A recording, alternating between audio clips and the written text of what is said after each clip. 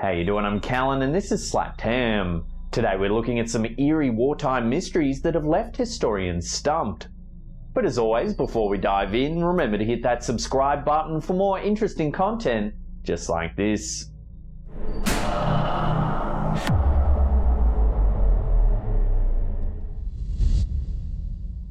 On November 23, 1944, at the height of World War II, a base in Kortenberg, Belgium became the site of one of the most perplexing wartime mysteries. The personnel at the base were shocked to spot a B-17 bomber hurtling towards them. No emergency call had been received, so no one was expecting to see a plane flying recklessly above. The personnel at the base could only wait and watch as the bomber plummeted towards them. Much to their relief, the crashing plane just missed the base's structures. As it passed, the soldiers noted that the landing gear was down. It hit the ground violently and began bouncing across the terrain before eventually coming to a stop. Relieved that no one at the base had been injured, the personnel watched with bated breath for the bomber's crew to emerge and explain their dramatic crash landing. 20 minutes passed, but the crew never appeared. Those who had observed the crash were hesitant to approach the plane. Their enemies had been known to resort to sneaky tactics, so they couldn't dismiss the possibility that this was a trap. Eventually, British Major John V. Crisp decided to investigate. Crisp cautiously approached the plane and opened its hatch. Inside, he made a startling discovery. The interior of the plane was empty. According to Crisp, he located partially eaten food, suggesting that the plane had recently been occupied.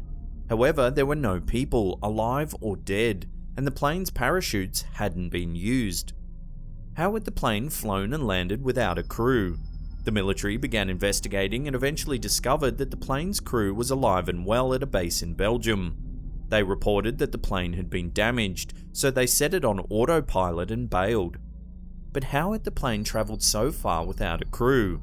And how had the crew escaped without parachutes? Even more perplexing, how is it that an unmanned plane managed to land in a military compound? Decades later, these questions remain unanswered. The First World War had its own share of wartime mysteries. For example, during the Battle of Mons, the British forces who were fighting the far greater numbers of the German army had an experience that many call a miracle. At the start of World War I, the Allies believed that victory would come swiftly and easily. At the Battle of Mons, they were proven wrong, when the British were forced to retreat.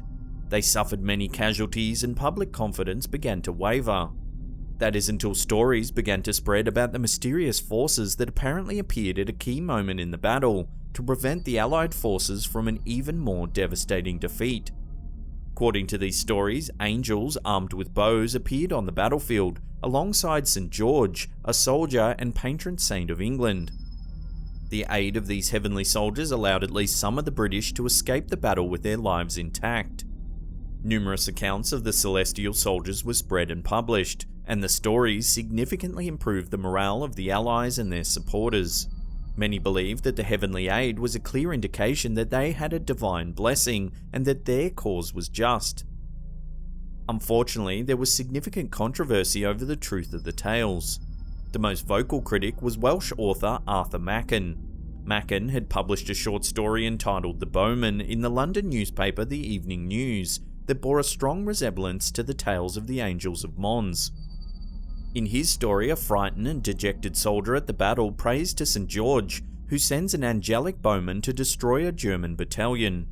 Machen believed that the other accounts of heavenly intercession were hoaxes based on his fictional work.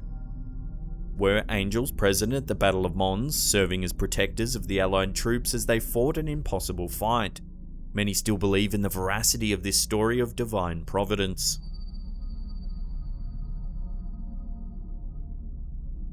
Another of the Great War's bizarre wartime mysteries features a colonel who was badly injured during a battle. A grenade exploded close to him, and he tragically lost one of his arms. This devastating injury forced him to be evacuated from the battlefield by medics. Not long after, several of the colonel's men saw him on the battlefield. A sergeant major notified the company's acting commander that the colonel had returned. The commander looked up and sure enough, the colonel was standing nearby. The commander reported that the colonel wore his cap to the side as he always did, his boots were caked in mud, and that he had binoculars around his neck. The commander began walking towards the colonel, but stopped when he dropped his walking stick. When he looked back up, the colonel was gone. The commander quickly headed towards the company headquarters and questioned numerous other men. They all reported that they had seen the colonel, but that he had disappeared suddenly. Then one of the men made a startling observation. When the men had seen the colonel, he had both of his arms. The commander and other soldiers were perplexed by this mystery. Their confusion grew when they later found out what had happened to the colonel after he was evacuated. Shortly after leaving the battlefield, before even reaching a field hospital, the colonel had succumbed to his injuries and died. It happened so quickly that there was no chance he could have reappeared on the battlefield.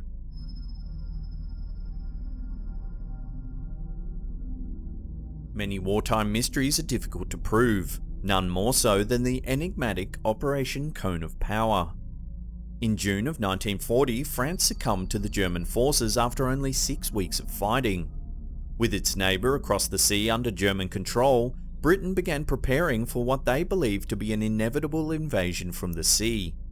In fact, intelligence suggested that Hitler's forces had already begun preparing ships for the invasion. Many cities along England's southern coast began preparing to defend against the German barges. The coast was barricaded with sandbags and barbed wire, and volunteers kept a constant watch on the horizon. Yet the German ships never appeared. According to Gerald Gardner, a retired British civil servant, the citizens of England's coastal towns should be thanking a group of witches for their salvation. Gardner has stated that during World War II, as during other dangerous wars, the country's witches gathered together to combine their power against enemy forces. Apparently the sea witches met in an ancient forest on the eve of Lammas Day to weave their spells. Together they projected messages into Hitler's mind, urging him to believe that his troops couldn't cross the sea. The military, when it became aware of the ritual, mockingly gave it the codename Operation Cone of Power. Gardner, a founder of the modern-day religion of Wicca, researched this operation by interviewing descendants of the witches and scouring their diaries. He claims to have found numerous accounts of the mysterious ritual. He believes that although no one can prove that the witches were responsible for stopping the German forces, he is certain that the ritual did take place. Gardner even found evidence that 2 of the witches partaking in the ritual mysteriously died. Rumour has it that these witches died for the cause, giving every last ounce of strength to repel Hitler's forces. Others are less keen to believe these stories. Historian Ronald Hutton has stated that there's no real evidence to support Gardner's claims, and that the story could be a fabrication meant to make modern-day Wiccans seem more patriotic instead of as enemies. Before we get to that number 1 spot and look at a possible cryptic wartime warning, remember to hit that subscribe button and turn on channel notifications. That way you'll get alerts about all our latest content.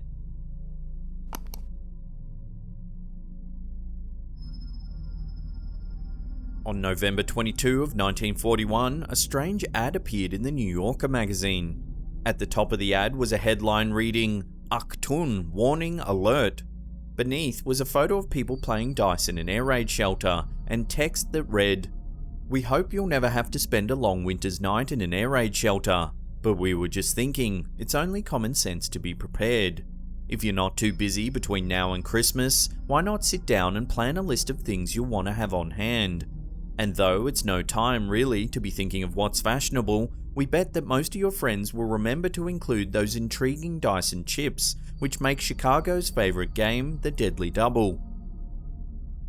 Throughout the magazine, there are other smaller ads featuring the name of the game and dice with the numbers 12 and 7. The ad was certainly odd. The reference to an air raid shelter seemed out of place, as at the time the United States had stated that it would not get involved with the war in Europe. In addition, the numbers on the dice were not numbers that would typically appear on such game pieces. The content of the ad became the focus of a military investigation 2 weeks later, when Japanese forces attacked a United States base at Pearl Harbor, thus prompting the country to enter into the war. The attack occurred on December 7, reflecting the numbers 12 and 7 on the dice in the ad. This, paired with the strange reference to air raid shelters, led some to believe that the ad had been placed as a warning about the impending attack. Officials were assigned to investigate the matter, but everything led to dead ends. The ad had been submitted in person and had been paid for in cash. The employee who took the money couldn't recall anything about the person who submitted the copy. Was the ad a cryptic warning or merely a bizarre coincidence? Without additional evidence about the mysterious individual who walked into the offices of the New Yorker and placed the ad, the truth remains an enigma. If you want more fascinating stories just like this, then check out that video on the top there. Otherwise, there's a scary playlist there you can binge on for hours. In the comment section below, let us know if you've heard of any of these mysterious wartime stories before. And that's it for me. I'll see you all next time.